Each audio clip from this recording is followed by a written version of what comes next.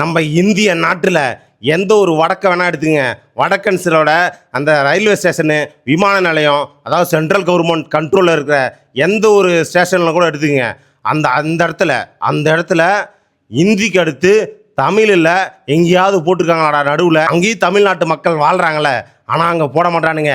ஆனால் நம்ம தமிழ்நாட்டில் மட்டும்தான் சென்ட்ரல் கவர்மெண்ட் ஆக்கிரமிப்பில் இருக்க ரயில்வே ஸ்டேஷன், விமான நிலையம் எல்லா இடத்துலையும் தமிழுக்கு அடுத்தா இந்தியை திணிக்கிறானுங்க.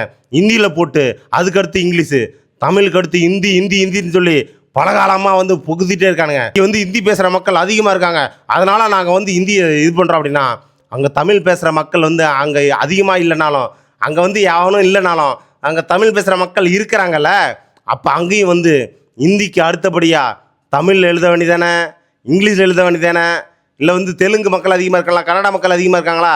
வடக்கில் அங்கே தெலுங்குலேயோ இல்லை கன்னடத்துலேயோ இல்லை மலையாளத்துலேயோ எழுத வேண்டியதானே? அங்கே எழுத மாட்டானுங்க. நம்ம தமிழ்நாடு மக்கள் மட்டும் இளைச்ச வாயனுங்க. நேற்று திலீபன் அப்படிங்கிறவர் இந்தி திணிப்புக்கு எதிராக போராடி ரயில் முன் பாஞ்சி அடிபட்டு இறந்து போயிட்டாரா. நம்ம காலங்காலமாக இதெல்லாம் கண்டுக்காமல் கொஞ்சம் கொஞ்சமாக இது பண்ணுறோம், மழுங்கடிச்சிட்டே வரோம். தமிழ் மொழியை மழுங்கடிச்சிட்டே வரோம். சென்ட்ரல் கவர்மெண்ட்டு, ஸ்டேட் கவர்மெண்ட்டும் நம்ம பண்ணுறதுக்கு எல்லாத்துக்கும் மறந்துட்டு வரோம். அரசு போக்குவரத்து கழகம், தமிழ்நாடு அரசு போக்குவரத்து கழகம் இருந்துச்சு. அரசு போக்குவரத்து கழகம்னு மாத்திரம் ஏன் மாத்திரீங்கன்னு கேட்டால் இடம் பத்தலை அப்படின்னு சொல்கிறாங்க. இதை ஏடிஎம்கே மாத்திராங்க, டிஎம்கே மாத்திரான்னு திராவிட கட்சி கழகம் மாற்றி பழி போட்டுருக்கிறாங்க.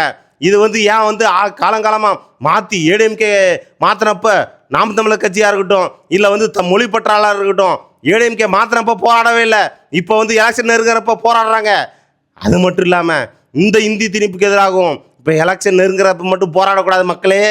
எலெக்ஷன் நெருங்குறப்ப இப்போ போராடி திலீபன் அவர்கள் இறந்து போயிட்டாங்க. ஏன் எலெக்ஷன் நெருங்குறப்ப இந்த போராட்டத்துக்கு தூண்டுறீங்க? எலெக்ஷன் நெருங்குறப்ப இல்லை, இந்த மாற்றம் நிகழ்ந்தப்பவே போராடி இருக்கணும்.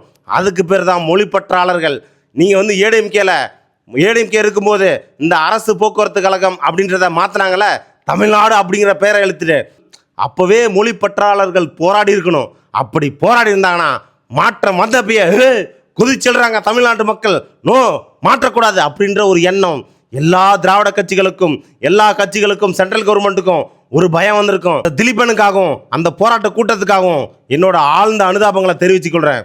ஆனால் இந்த போராட்டம் எப்படி நடக்க வேண்டும், எப்போது நடக்க வேண்டும் அப்படின்றத ஆராய்ந்து போராடுங்க என் போராளிகளே.